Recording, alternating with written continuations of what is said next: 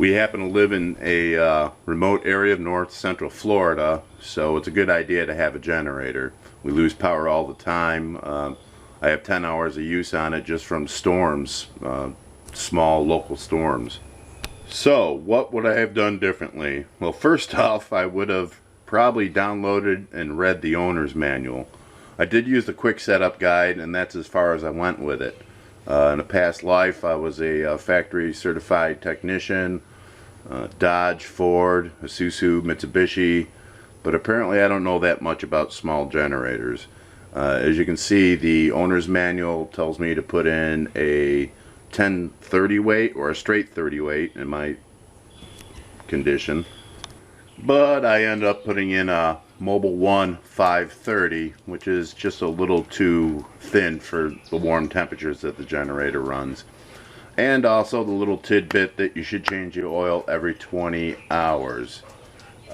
Oops, I will be changing the oil for the first time at 70 hours. Okay, so how well it's held up? Well, not changing the oil when I was supposed to was standing. The dipstick it's getting a little dirty, and it's not to the very tippy top like it was before. So it's down, I would say it holds 20 ounces recommended. I would say it's maybe down 2 ounces, so no big deal there.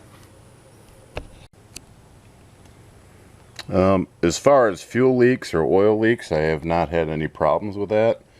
When it was running, we did a little watch. We would come out every hour to make sure nothing was leaking from it, and just check the fuel levels and things like that. As you probably already know, the generator runs on both gasoline and on propane. I've only run it on the propane line for about an hour just to make sure it works and there was no leaks.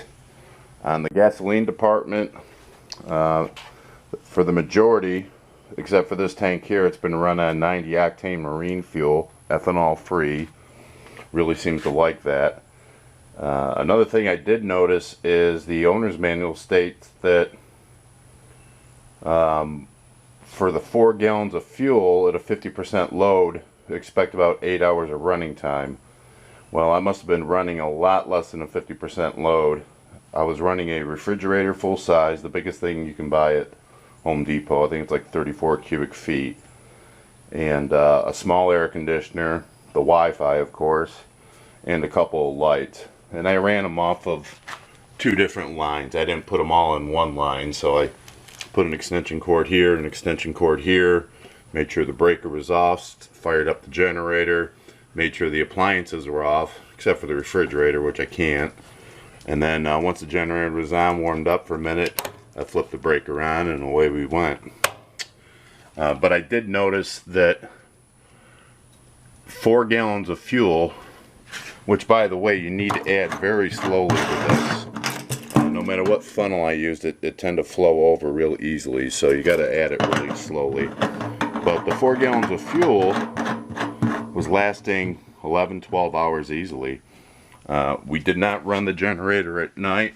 What I would do is, we lost power for almost 4 days total. What I would do is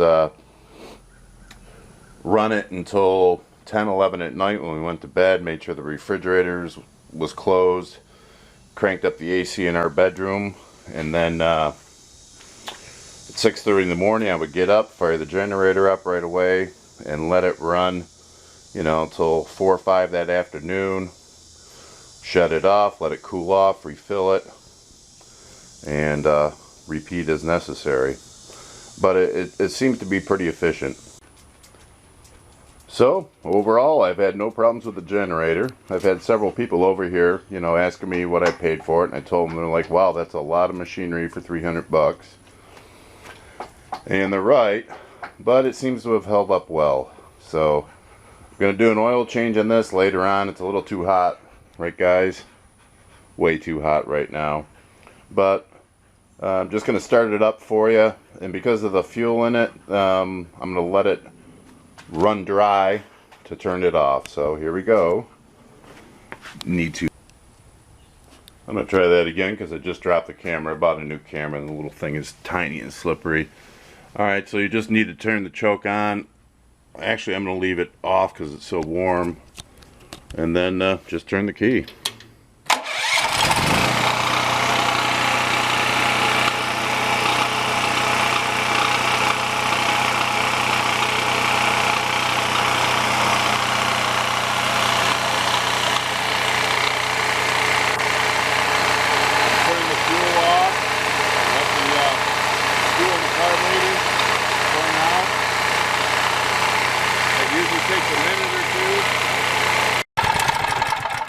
Geez, it took it like 2 minutes to run that fuel out of the float bowl, but that way we don't get any of that nasty gas.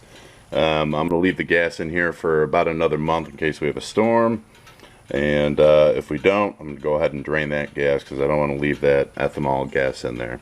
So overall, guys, it's been a good buy. If you're considering buying one of these, if you can find it, like I said, wait until the spring. You can probably get a heck of a lot better price on it, but I don't think it'll disappoint you. Alright folks, take care.